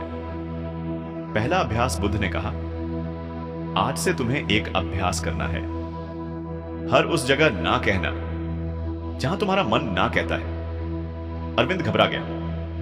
यह आसान नहीं है। बुद्ध मुस्कुराए। जो आसान होता है वह आपको नहीं बदलता। वापसी अरविंद वापस अपने नगर लौटा, लेकिन इस बार वह पहले जैसा नहीं था। वह जागरूक था। पहली परीक्षा जैसे ही वह घर पहुंचा, एक व्यक्ति आया। मुझे कुछ पैसे चाहिए, बाद में लौटा दूंगा। पहले अरविंद तुरंत दे देता, लेकिन इस बार उसका मन बोला ना। उसका दिल तेज धड़कने लगा। अगर मैंने मना कर दिया तो क्या वह बुरा मान जाएगा? निर्णय का पल कुछ सेकंड, लेकिन वही सेकंड उसकी जिंदगी बदलने वाले थे। उसने हिम्मत जुटाई और कहा, माफ करना, इस बार मैं मदद नहीं कर पाऊंगा। पहली प्रतिक्रिया सामने वाला व्यक्ति गुस्से में बोला, तुम बदल गए हो, पहले तो तुरंत मदद करते थे। अंदर की हलचल अरविंद को बुरा लगा। उसे लगा जैसे उसने कुछ गलत कर दिया। क्या मैं सच में गलत हूं? याद आया सत्य उसे याद आए। गौतम बुद्ध के शब्द, हर हां दूसरों के लिए, एक ना होती है खुद के लिए। दूसरी परीक्षा कुछ दिनों बाद उसका वही मित्र आया जिसने उसे पहले धोखा दिया था और बोला, मुझे फिर से तुम्हारी मदद चाहिए। यह सबसे कठिन पल था, क्योंकि इस बार मामला सिर्फ पैसे का नहीं था, यह उसके आत्मसम्मान का था। दिल वर्सेस दिमाग उसका दिल बोला, मदद कर दो, वह तुम्हारा दोस्त है। लेकिन उसका दिमाग बोला, याद करो उसने क्या किया था। असली ताकत इस बार। अरविंद ने शांति से कहा, मैं तुम्हारी मदद नहीं कर सकता और मुझे दूरी बनानी होगी। बड़ा झटका उसका दोस्त गुस्से में चला गया। तुम बहुत बदल गए हो। अकेलापन, अब लोग उससे दूर होने लगे। उसे अकेलापन महसूस होने लगा। क्या मैंने गलत किया? वापसी बुद्ध के पास वह फिर गया, गौतम बुद्ध के पास, और बोला, मैंने ना कहना शुरू किया, लेकिन अब लोग मुझसे दूर हो रहे हैं। सबसे गहरी सीख बुद्ध मुस्कुराए और बोले, जो लोग तुम्हें सिर्फ इस्तेमाल करने के लिए थे, वे ही दूर हो रहे हैं। यह नुकसान नहीं, यह सफाई है। असली सच्चाई, बुद्ध ने कहा, तुम लोगों को नहीं खो रहे, तुम अपने गलत रिश्तों को छोड़ रहे हो। अंदर की शांति पहली बार अरविंद को हल्का महसूस हुआ, जैसे कोई बोझ उतर गया हो। लेकिन असली परीक्षा अभी बाकी है। अब उसने ना कहना सीख लिया था, लेकिन क्या वह सही लोगों को पहचान पाएगा? क्या वह सही रिश्ते बना पाएगा? क्योंकि अगले भाग में उसे समझ आएगा कि किन लोगों को अपनी जिंदगी में रखना है और किन से दूर रहना है। हर किसी को अपने जीवन में जगह देना जरूरी नहीं होता। कुछ दिन बीत गए। अरविंद की जिंदगी में शांति तो आई थी, लेकिन एक खालीपन भी था। पहले लोग थे, अब सन्नाटा था। वो फिर पहुंचा गौतम बुद्ध के पास और बोला, मैंने गलत लोगों से दूरी बना ली, लेकिन अब समझ नहीं आ रहा सही लोग कौन हैं। बुद्ध का प्रश्न बुद्ध ने शांत स्वर में पूछा, तुम्हें कैसा महसूस होता है जब तुम किसी के साथ होते हो?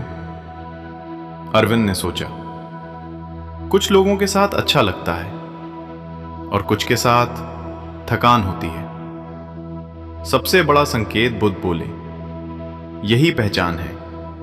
जो तुम्हारी ऊर्जा बढ़ाए वो सही है, जो तुम्हारी ऊर्जा खींचे वो गलत है। ऊर्जा की सच्चाई। अरविंद चौंक गया। ऊर्जा? बुद्ध बोले, हर इंसान अपने साथ एक ऊर्जा लेके चलता है। कुछ लोग शांति देते हैं, कुछ लोग बेचैनी। पुरानी आदत अरविंद को याद आया। वो हमेशा उन लोगों के साथ भी रहता था जो उसे कमजोर महसूस कराते थे, सिर्फ इसलिए कि वो उन्हें नाराज नहीं करना चाहता था। तीसरा झटका। बुद्ध बोले, दूसरों को खुश करने के लिए खुद को दुख देना बुद्धिमानी नहीं है। नई समझ अब अरविंद समझने लगा। हर रिश्ता जरूरी नहीं होता, हर व्यक्ति आपके जीवन के लिए सही नहीं होता। अभ्यास। बुद्ध ने कहा, अब से ध्यान रखना किसके साथ तुम्हारा मन शांत होता है और किसके साथ अशांत। वापसी। अरविंद वापस गया और इस बार उसने लोगों को नए नजरिए से देखना शुरू किया। पहचान शुरू कुछ ही दिनों में उसे फर्क दिखने लगा। एक व्यक्ति था जो हमेशा उसे प्रेरित करता था और एक था जो हमेशा उसकी कमी निकालता था। निर्णय इस बार उसने कॉन्शियसली चुनाव किया, अच्छे लोगों के साथ समय बिताना और गलत लोगों से दूरी रखना। बदलाव धीरे धीरे उसका आत्मविश्वास बढ़ने लगा, उसका मन शांत रहने लगा और सबसे बड़ी बात, अब वो खुद को समझने लगा था। असली शक्ति। अब उसे लोगों की जरूरत नहीं थी, उसे सही लोगों की जरूरत थी। लेकिन एक आखिरी समस्या बाकी है। अब अरविंद समझ गया था, गलत लोगों से दूर रहना जरूरी है, सही लोगों को पहचानना जरूरी है। लेकिन क्या वो अकेले रहना सीख पाएगा? क्या वो बिना किसी पर निर्भर हुए खुश रह पाएगा? क्योंकि अगले भाग में उसे अकेलेपन का सामना करना होगा और वहीं उसे असली शांति मिलेगी। अकेले रहना कमजोरी नहीं, सबसे बड़ी ताकत है। कुछ हफ्ते बीत चुके थे। अब अरविंद की जिंदगी पहले से शांत थी। ना बेवजह के लोग, ना झूठे रिश्ते। लेकिन एक चीज थी जो अभी भी उसे परेशान कर रही थी। अकेलापन। रात के समय जब सब कुछ शांत होता तब उसका मन बेचैन हो जाता। क्या मैं सच में अकेला हो गया हूं? क्या मैंने सब कुछ खो दिया? पुरानी आदत की वापसी। कभी कभी उसका मन करता कि वो फिर से पुराने लोगों के पास चला जाए, सिर्फ इस अकेलेपन से बचने के लिए। आखिरी उलझन, वो फिर पहुंचा गौतम बुद्ध के पास और बोला, मैंने गलत लोगों से दूरी बना ली, लेकिन अब मैं अकेला महसूस करता हूं। बुद्ध का गहरा उत्तर। बुद्ध मुस्कुराए और बोले, तुम अकेले नहीं हो, तुम पहली बार खुद के साथ हो। पहला झटका, अरविंद चौंक गया। खुद के साथ? सच्चाई। बुद्ध बोले, तुम पहले कभी अकेले नहीं थे, क्योंकि तुम हमेशा भीड़ में भागते रहे। अब जब तुम रुक गए हो तो तुम्हें खुद की आवाज सुनाई दे रही है। अकेलेपन का मतलब अरविंद समझने लगा, यह अकेलापन नहीं था, यह खुद से मिलने का समय था। अंदर की यात्रा। बुद्ध ने कहा, आज से इस समय से भागना मत, इसे महसूस करो। पहला अनुभव उस रात। अरविंद अकेला बैठा, बिना किसी डिस्ट्रैक्शन के, बिना किसी व्यक्ति के। पहले मन बेचैन हुआ, लेकिन धीरे धीरे वह शांत होने लगा। सबसे बड़ा बदलाव उसे एहसास हुआ, मुझे दूसरों की जरूरत नहीं थी, मैं खुद से भाग रहा था। शांति का जन्म। धीरे धीरे उसका मन स्थिर होने लगा और वह समय जो पहले डरावना लगता था अब सुकून देने लगा। असली ताकत। अब वह अकेला रह सकता था, बिना बेचैनी के, बिना किसी सहारे के। वापसी। बुद्ध के पास। अगले दिन वह फिर गया गौतम बुद्ध के पास और बोला, अब मुझे अकेले रहना अच्छा लगता है। बुद्ध मुस्कुराए, अब तुम तैयार हो सही रिश्ते बनाने के लिए। लेकिन अंतिम सीख अभी बाकी है। अब अरविंद समझ चुका था, गलत लोगों से दूर रहना, सही लोगों को पहचानना और अकेले वह संतुलन बना पाएगा। क्या वह सही रिश्तों को निभा पाएगा बिना खुद को खोए? क्योंकि अंतिम भाग में उसे सिखाया जाएगा सबसे बड़ा संतुलन, जहां रिश्ते भी रहेंगे और शांति भी। रिश्ते निभाओ, लेकिन खुद को मत खो। सुबह का समय था, हल्की हवा चल रही थी। अरविंद फिर पहुंचा गौतम बुद्ध के पास, लेकिन इस बार उसके चेहरे पर बेचैनी नहीं, बल्कि एक शांति थी। अंतिम प्रश्न। अरविंद बोला, मैं अब समझ गया हूं, गलत लोगों से दूरी, सही लोगों की पहचान और अकेले रहना। लेकिन एक सवाल अभी भी है, मैं रिश्ते कैसे निभाऊं बिना खुद को खोए? बुद्ध का उत्तर। बुद्ध मुस्कुराए और बोले, रिश्ते निभाना कठिन नहीं है, खुद को भूल कर निभाना कठिन है। संतुलन का नियम। बुद्ध ने कहा, रिश्ते दो लोगों के बीच होते हैं, लेकिन तुमने उन्हें एक तरफा बना दिया था। पहली समझ। अरविंद समझ गया, वो हमेशा देता ही रहा, कभी खुद के लिए खड़ा नहीं हुआ। सीमा का महत्व। बुद्ध बोले, जहां सीमा नहीं होती वहां सम्मान नहीं होता, और जहां सम्मान नहीं होता वहां रिश्ता नहीं होता। असली परिभाषा। बुद्ध ने कहा, सच्चा रिश्ता वो है जहां तुम खुद बनकर रह सको, जहां तुम्हें खुद को बदलना ना पड़े। सबसे बड़ी गलती। अरविंद बोला, मैं लोगों को खुश करने के लिए खुद को बदलता रहा। बुद्ध बोले, इसीलिए तुम दुखी रहे। नई शुरुआत। अब अरविंद ने तय किया, मैं रिश्ते निभाऊंगा, लेकिन अपनी सीमा के साथ। वापसी। जीवन में वो वापस अपने नगर गया, लेकिन इस बार वो पहले जैसा नहीं था। नया व्यवहार। अब वो मदद करता था, लेकिन जरूरत से ज्यादा नहीं। वो प्यार देता था, लेकिन खुद को खोकर नहीं। और सबसे बड़ी बात, वो ना कहने से नहीं डरता था। लोगों की प्रतिक्रिया। कुछ लोग उससे दूर हो गए, क्योंकि अब वो इस्तेमाल नहीं हो सकता था। लेकिन कुछ लोग उसके और करीब आ गए, क्योंकि अब वो सच्चा था। असली शांति धीरे धीरे उसकी जिंदगी में संतुलन आ गया। न ज्यादा लोग, न ज्यादा अकेलापन, बस सही लोग और अंदर की शांति। अंतिम मुलाकात। एक दिन वो फिर गया गौतम बुद्ध के पास और बोला, अब मैं खुश हूं, क्योंकि अब मैं खुद को नहीं खोता।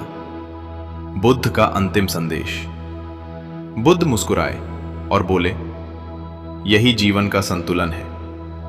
रिश्तों में रहो, लेकिन खुद में भी रहो। दूसरों को प्यार दो, लेकिन खुद को मत भूलो।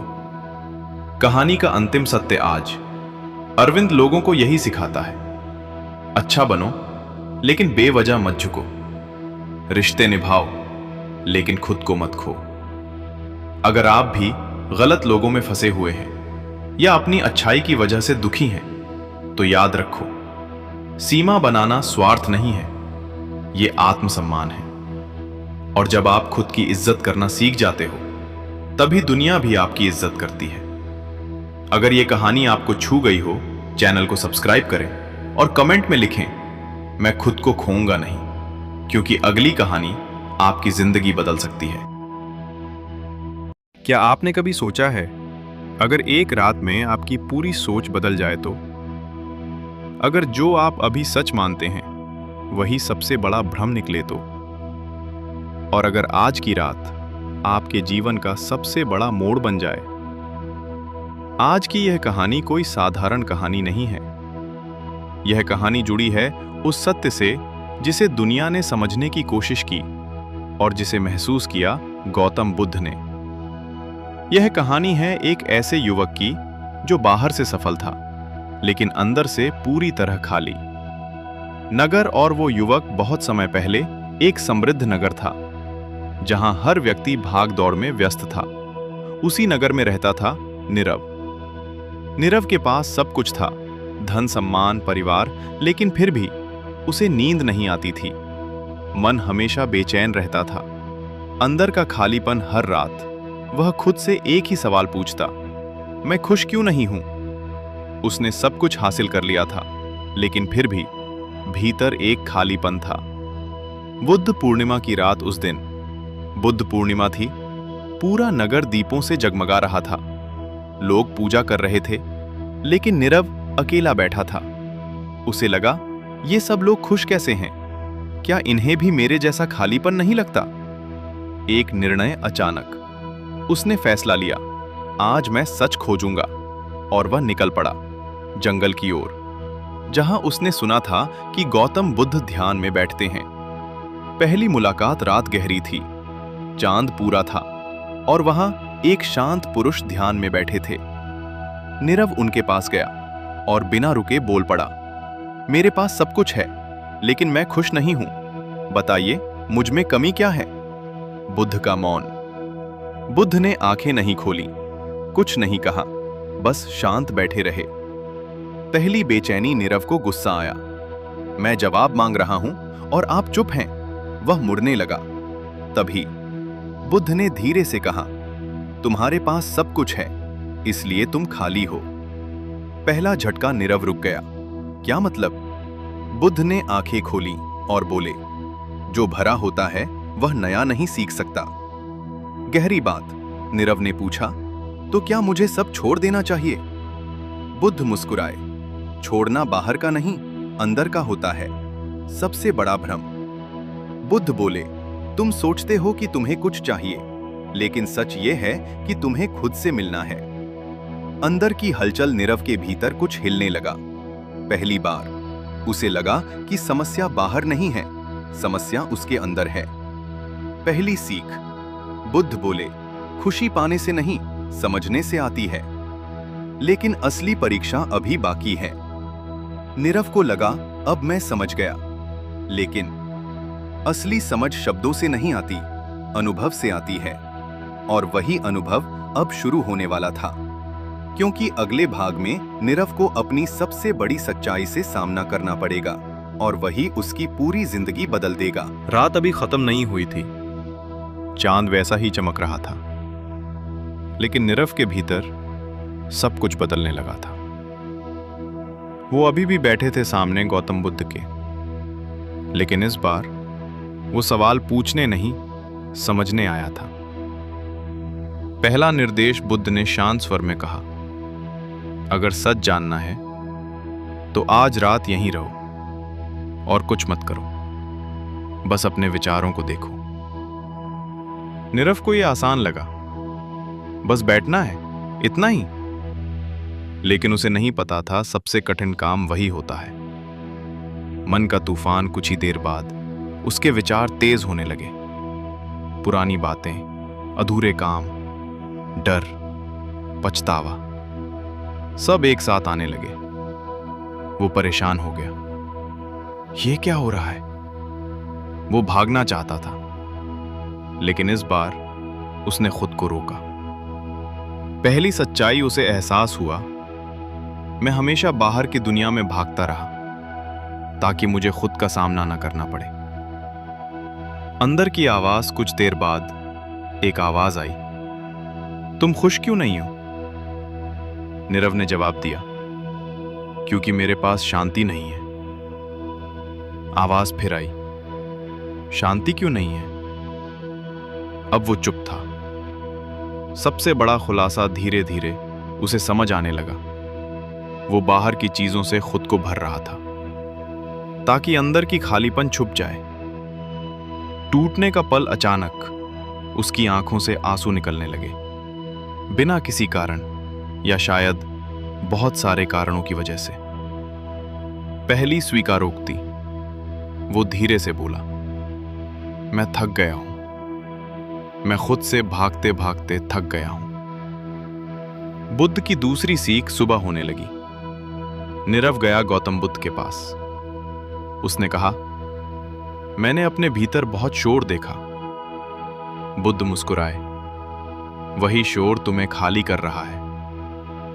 गहरी बात। बुद्ध बोले, जब तक भीतर का शोर बाहर नहीं आता तब तक शांति नहीं आती। दूसरी परीक्षा। बुद्ध ने कहा, अब अगला कदम, अपने सबसे बड़े डर को देखो। नीरव चौंका, डर? अंदर का डर? उसने सोचा, मुझे किससे डर लगता है?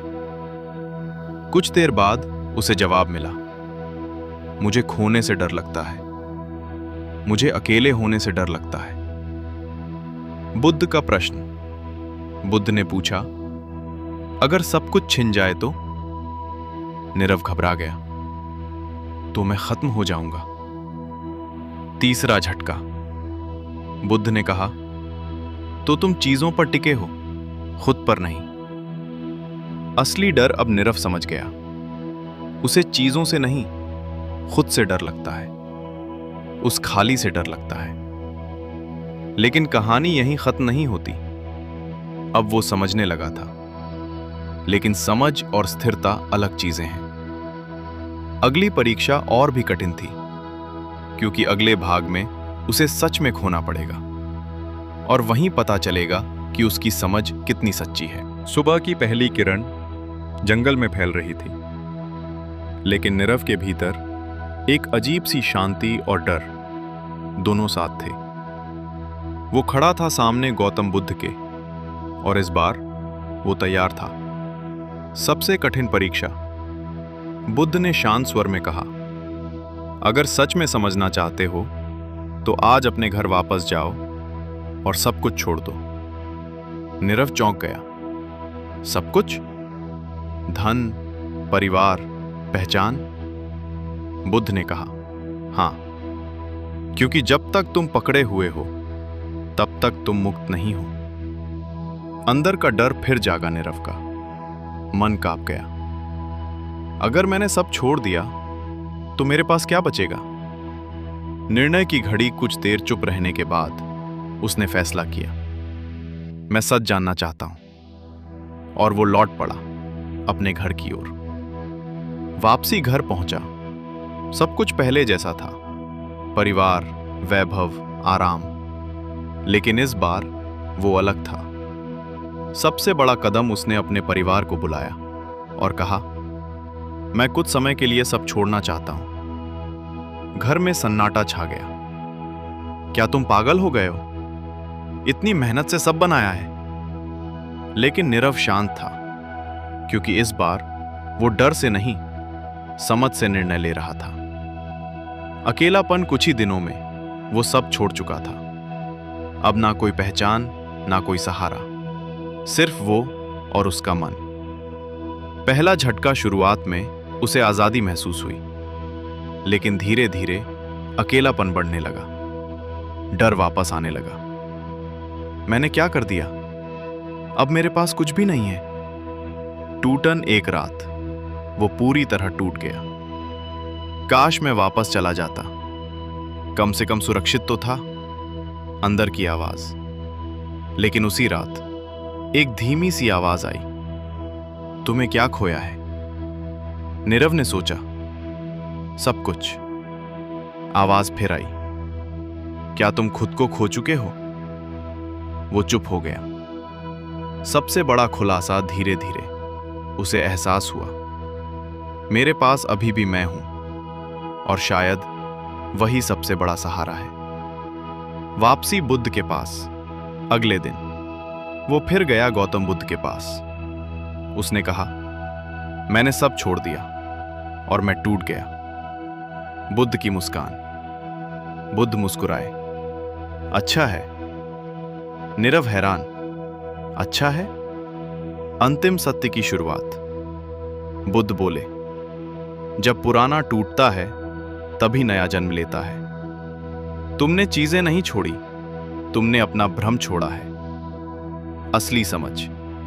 नीरव अब समझ चुका था, खुशी बाहर की चीजों में नहीं है, वो भीतर की स्थिरता में है। जो चीजें बदलती हैं उन पर टिककर शांति नहीं मिल सकती, लेकिन अंतिम कदम अभी बाकी है। अब वो समझ गया था, लेकिन क्या वो इस समझ को जी पाएगा? क्या वो बिना डर के, बिना सहारे के स्थिर रह पाएगा? क्योंकि अगले भाग में उसे असली शांति का अनुभव होगा, और वही उसकी पूरी जिंदगी बदल देगा। रात फिर से उतर चुकी थी, लेकिन इस बार वही चांद था, वही जंगल था, पर नीरव वैसा नहीं था। वो बैठा था सामने गौतम बुद्ध के, शांत, बिना सवाल, बिना किसी अपेक्षा के, पूर्ण मौन। बुद्ध ने कुछ नहीं कहा, और इस बार नीरव ने भी कुछ नहीं पूछा। दोनों बस बैठे रहे, मौन में। अंदर की यात्रा धीरे धीरे नीरव ने अपने भीतर झांकना शुरू किया।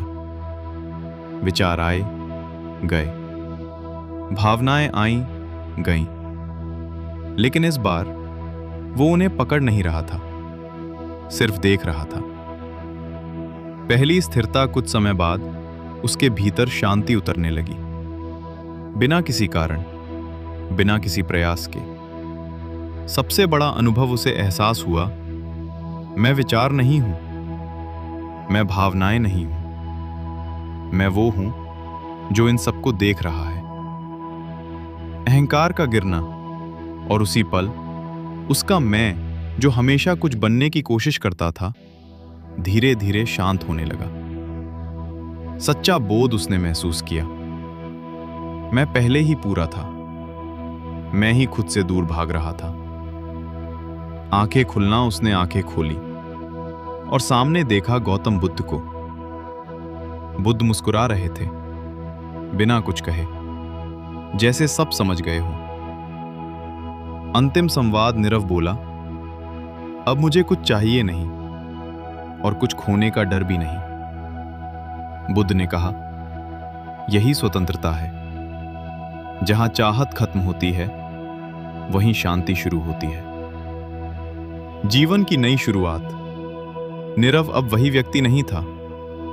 वो वापस गया, लेकिन इस बार वो चीजों के साथ जुड़ा नहीं था। वो उनके साथ था, लेकिन उन पर निर्भर नहीं था। असली बदलाव अब, अगर कुछ मिलता तो ठीक, अगर कुछ जाता तो भी ठीक। क्योंकि अब उसकी शांति बाहर की चीजों पर नहीं, भीतर की समझ पर टिकी थी। कहानी का अंतिम सत्य आज, वो दूसरों को यही सिखाता था। खुशी पाने की चीज नहीं है, ये समझने की अवस्था है। और शांति तब आती है जब आप खुद से भागना बंद कर देते हैं। अगर आपके पास सब कुछ है फिर भी खालीपन है, तो समस्या बाहर नहीं है, समस्या भीतर है, और समाधान भी वहीं है। अगर ये कहानी आपको छू गई हो, चैनल को सब्सक्राइब करें और कमेंट में लिखें, मैं खुद से भागना बंद करूंगा, क्योंकि अगली कहानी आपके जीवन की दिशा बदल सकती है। जब डर आपका मालिक बन जाए, क्या आपको भी कभी ऐसा लगता है आप कुछ करना चाहते हैं लेकिन एक अजीब सा डर आपको रोक देता है? अगर मैं फेल हो गया तो? लोग क्या कहेंगे? अगर मैं गलत निकल गया तो? और फिर आप कोशिश ही नहीं करते। धीरे धीरे सपने छोटे हो जाते हैं, हिम्मत खत्म हो जाती है और एक दिन इंसान खुद से ही हार जाता है। लेकिन क्या सच में डर इतना ताकतवर है, या हम ही उसे ताकत दे देते हैं? आज की ये कहानी है गौतम बुद्ध की, और एक ऐसे युवक की जो डर की वजह से जीना भूल गया था। एक डरा हुआ जीवन। एक नगर में एक युवक रहता था, नाम था विराज। विराज के पास सब कुछ था, अच्छा परिवार, अच्छा दिमाग और कई मौके। लेकिन उसके पास एक चीज नहीं थी, हिम्मत। वो हर चीज से डरता था, लोगों से, असफलता से, नई शुरुआत से, यहां तक कि वो अपने ही फैसलों से डरता था। पहला मौका और पहली हार। एक दिन उसे एक बड़ा अवसर मिला, शहर में काम करने का मौका। ये उसका सपना था, लेकिन जैसे ही उसने सोचा अगर मैं फेल हो गया तो, बस उसने जाने से मना कर दिया, और यहीं से उसकी जिंदगी रुक गई। धीरे धीरे खत्म होता आत्मविश्वास। समय बीतता गया, उसके दोस्त आगे बढ़ गए, लोग सफल होने लगे, और विराज वहीं का वहीं रह गया। अब डर और बढ़ गया। अब तो मैं और भी पीछे हूं, अब कोशिश की तो और बेइज्जती होगी। टूटने का दिन। एक दिन उसके पिता ने कहा, तुम कब तक डरते रहोगे? जिंदगी तुम्हारा इंतजार नहीं करेगी।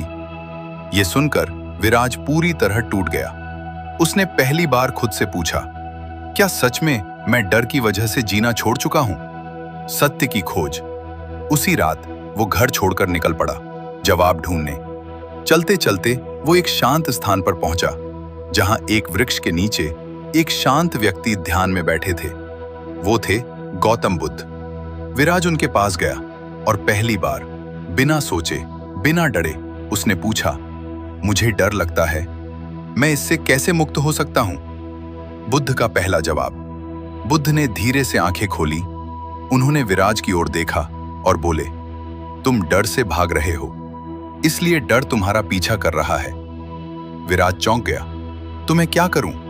बुद्ध बोले, भागना बंद करो, मुड़कर उसका सामना करो। पहला झटका, विराज घबरा गया। लेकिन मैं तो डरता हूं। बुद्ध मुस्कुराए, डर होना समस्या नहीं है, डर के कारण रुक जाना समस्या है। पहली सीख। बुद्ध ने कहा, डर एक छाया की तरह है, जितना तुम उससे भागोगे वो उतना बड़ा लगेगा, लेकिन जैसे ही तुम मुड़कर देखोगे वो गायब हो जाएगा। विराज पहली बार सोच में पड़ गया, क्या सच में मैं ही अपने डर को बढ़ा रहा हूं? लेकिन असली परीक्षा अभी बाकी है। बुद्ध ने कहा, कल सुबह जंगल में जाओ और वहां जो सबसे ज्यादा डराता है उसका सामना करो। विराज के मन में डर फिर लौट आया, लेकिन इस बार उसके पास एक विकल्प था, या तो भागे या बदले।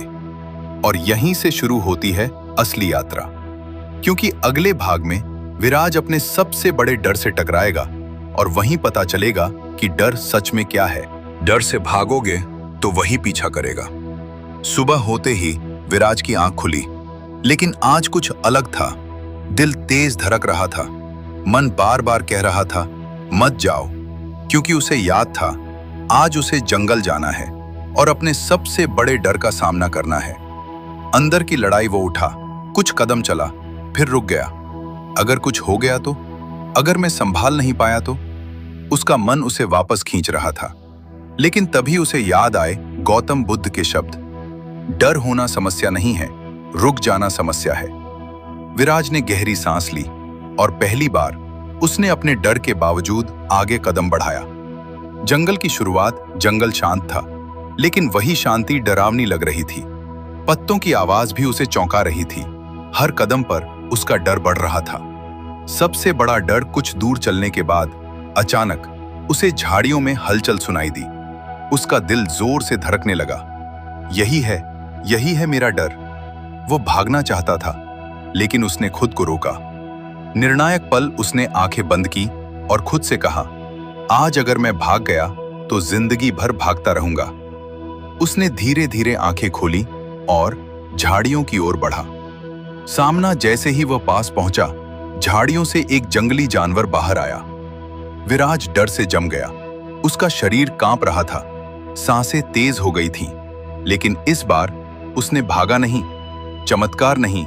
समझ कुछ पल बाद जानवर ने उसे देखा और बिना कुछ किए चला गया। विराज वहीं खड़ा रह गया। ये कैसे हुआ? पहली जीत उसे अचानक एहसास हुआ। डर उतना बड़ा नहीं था जितना मैंने बना लिया था। असली खतरा नहीं, डर का विचार बड़ा था। वापसी वह भागता हुआ वापस गया गौतम बुद्ध के पास। उसने उत्साह में कहा, मैंने डर का सामना किया और कुछ भी नहीं हुआ। बुद्ध मुस्कुराए, कुछ हुआ है? विराज चौंका, क्या? गहरी सीख बुद्ध बोले, तुम बदल गए हो। डर नहीं गया, तुम मजबूत हो गए। असली सच्चाई, बुद्ध ने कहा, डर हमेशा रहेगा, लेकिन जब तुम उसका सामना करते हो तो तुम उसके गुलाम नहीं रहते। लेकिन कहानी यहीं खत्म नहीं होती। विराज खुश था। उसे लगा, अब मैं डर से मुक्त हो गया हूं। लेकिन जीवन अभी उसे असली परीक्षा देने वाला था, क्योंकि अगला डर जानवर नहीं होगा, जंगल नहीं होगा, बल्कि उसका अपना भविष्य होगा। सबसे बड़ा डर बाहर नहीं, भीतर होता है। जंगल से लौटने के बाद विराज के भीतर आत्मविश्वास की एक नई किरण जागी थी। उसे लगा, अब मैं डर पर जीत सकता हूं। लेकिन जीवन की असली परीक्षा अब बाकी थी, क्योंकि जंगल का डर सिर्फ एक पल का था, लेकिन असफलता का डर, लोगों की राय का डर, अपमान का डर, ये हर दिन सामने आते हैं। पुराना मौका फिर सामने आया कुछ दिनों बाद। उसी शहर से फिर एक अवसर आया। वही काम, वही मौका, जो विराज पहले डर की वजह से छोड़ चुका था। उसके पिता ने कहा, यह आखिरी मौका है, इस बार फैसला तुम्हें करना है। विराज के भीतर फिर तूफान शुरू हो गया। अगर मैं फेल हो गया तो? अगर लोग हंसे तो? अगर मैं लायक ही नहीं हुआ तो? जंगल में उसने डर का सामना किया था, लेकिन यहां डर अदृश्य था, और अदृश्य डर ज्यादा खतरनाक होता है। मन की कैद। उस रात विराज सो नहीं पाया। वो बार बार भविष्य की कल्पना कर रहा था, खुद को असफल होते हुए, लोगों को हंसते हुए, खुद को टूटते हुए, और जितना वो सोचता, डर उतना बढ़ता जाता। सुबह होते ही वो फिर गया गौतम बुद्ध के पास। उसने कहा, गुरुदेव, जंगल वाला डर आसान था, लेकिन यह डर बहुत बड़ा है। बुद्ध का उत्तर। बुद्ध ने पूछा, क्या हुआ? विराज बोला, अगर मैं असफल हो गया तो? बुद्ध मुस्कुराए और बोले, तुम अभी असफल नहीं हुए, लेकिन तुम्हारा मन पहले ही हार चुका है। विराज चुप हो गया। असली दुश्मन। बुद्ध बोले, तुम अवसर से नहीं डर रहे, तुम अपने मन की बनाई कहानी से डर रहे हो। विराज ने पूछा, कहानी? बुद्ध बोले, हां, तुमने भविष्य की एक नकारात्मक कहानी बना ली है, और अब तुम उसे सच मान बैठे हो। डर का भ्रम। बुद्ध ने पास रखे एक रस्सी के टुकड़े की ओर इशारा किया। शाम हो चुकी थी। अंधेरे में वो रस्सी सांप जैसी लग रही थी। बुद्ध ने पूछा, ये क्या है? विराज डरकर बोला, सांप। बुद्ध ने दीपक जलाया और वो रस्सी निकली। बुद्ध बोले, डर अंधेरे में पैदा होता है, जहां स्पष्टता नहीं होती। जिसे तुम असफलता समझ रहे हो, वो सिर्फ तुम्हारे मन का अंधेरा है। सबसे बड़ा सत्य। विराज के भीतर कुछ हिला। उसे समझ आने लगा, वो असफलता से नहीं डर रहा था, वो कल्पना से डर रहा था। फैसले की घड़ी। बुद्ध ने कहा, अब तुम्हारे पास दो रास्ते हैं, या तो इस डर को सच मान लो, या सच जानने के लिए कदम बढ़ाओ। विराज समझ गया, जब तक वो कोशिश नहीं करेगा, तब तक डर खत्म नहीं होगा। लेकिन कदम बढ़ाना अभी भी कठिन था। निर्णय। कई घंटों की उलझन के बाद विराज ने फैसला किया, मैं जाऊंगा। उसका शरीर कांप रहा था, लेकिन उसने कदम पीछे नहीं खींचा। पहली असफलता वो शहर पहुंचा। उसने काम शुरू किया, लेकिन कुछ ही दिनों में वो गलती कर बैठा। लोग नाराज हुए, उसे डांट पड़ी, और वही हुआ जिससे वो डरता था। मैं असफल हो गया। उस रात वो टूट गया। उसने सोचा, मेरा डर सही था, मुझे आना ही नहीं चाहिए था। वापसी। वो वापस बुद्ध के पास गया और बोला, देखा, मैं सच में असफल हो गया। बुद्ध ने शांत होकर पूछा, क्या तुम अभी जीवित हो? विराज बोला, हाँ। बुद्ध ने पूछा, क्या तुम्हारे पास सीख है? विराज बोला, हाँ। बुद्ध मुस्कुराए, तो तुम असफल नहीं हुए, तुम सीखे हो। डर का टूटना विराज के भीतर जैसे बिजली सी दौड़ गई। उसे समझ आया, जिस असफलता से मैं डर रहा था वो मुझे खत्म नहीं कर पाई। और उसी पल उसका सबसे बड़ा डर टूटने लगा। लेकिन अंतिम परीक्षा अभी बाकी है। अब विराज समझ चुका था, डर कल्पना है, असफलता अंत नहीं है। लेकिन क्या वो समाज की राय से ऊपर उठ पाएगा? क्या वो अपने डर के बावजूद अपने रास्ते पर टिक पाएगा? क्योंकि अगले भाग में उसे लोगों के तानों का सामना करना होगा, और वहीं तय होगा कि उसकी हिम्मत असली है या नहीं। जब डर खत्म नहीं होता, लेकिन आप बदल जाते हैं। शहर से लौटने के बाद विराज अब पहले जैसा नहीं था। उसने डर देखा था, उसने असफलता झेली थी, लेकिन सबसे बड़ा बदलाव ये था, अब वो भाग नहीं रहा था। समाज का सामना गांव में लोगों को पता चल गया। विराज शहर गया था और असफल होकर लौट आया। अब शुरू हुआ ताने, हंसी और आलोचना। कोई कहता, हमने पहले ही कहा था, ये कुछ नहीं कर पाएगा। ये वही डर था जिससे वो हमेशा भागता था। अंदर की हलचल विराज के मन में फिर से आवाजें उठी। सब सही कह रहे हैं, मैं सच में लायक नहीं हूं। कुछ पल के लिए वो फिर से टूटने लगा, लेकिन तभी उसे याद आए गौतम बुद्ध के शब्द, तुम अपने मन की कहानी से डरते हो। विराज रुका और पहली बार उसने उन आवाजों को सच मानने से इनकार कर दिया। सबसे बड़ा निर्णय उसने खुद से कहा, लोगों की राय मेरी सच्चाई नहीं है, मेरी सच्चाई मेरे प्रयास से बनेगी। और उसी दिन उसने फिर से शुरुआत की। नई यात्रा। इस बार वो परफेक्ट बनने की कोशिश नहीं कर रहा था, वो सिर्फ सीखने की कोशिश कर रहा था। गलती करता, सीखता, फिर आगे बढ़ता। धीरे धीरे उसका डर कम नहीं हुआ, लेकिन उसका आत्मविश्वास बढ़ता गया। बदलाव का असर कुछ महीनों बाद, वही लोग जो उसे ताने मारते थे अब कहने लगे, इसमें कुछ तो बदल गया है, ये अब पहले जैसा नहीं है। असली जीत एक दिन। विराज फिर गया गौतम बुद्ध के पास। उसने मुस्कुराते हुए कहा, गुरुदेव, डर अभी भी आता है, लेकिन अब मैं रुकता नहीं हूं। बुद्ध मुस्कुराए और बोले, यही जीत है। डर का खत्म होना जीत नहीं है, डर के बावजूद आगे बढ़ना ही जीत है। अंतिम सत्य बुद्ध ने कहा, डर तुम्हें रोकने नहीं आता, वो तुम्हें मजबूत बनाने आता है। हर बार जब तुम डर के बावजूद कदम बढ़ाते हो, तुम एक नए इंसान बनते हो। विराज की समझ। अब विराज समझ चुका था, डर दुश्मन नहीं है, वो एक संकेत है। जहां डर है वहीं ग्रोथ है। कहानी का सबसे बड़ा संदेश आज। विराज दूसरों को यही सिखाता था, डर से मत भागो, उसे समझो और उसके बावजूद आगे बढ़ो। अगर आपको भी डर रोक रहा है तो याद रखना, डर हमेशा रहेगा, लेकिन तुम्हारा फैसला तय करेगा, तुम आगे बढ़ोगे या रुक जाओगे। अगर आप आगे बढ़ना चाहते हैं, वीडियो को लाइक करें, चैनल को सब्सक्राइब करें और कमेंट में लिखें, मैं डर के बावजूद आगे बढ़ूंगा, क्योंकि अगली कहानी आपके जीवन की दिशा बदल सकती है।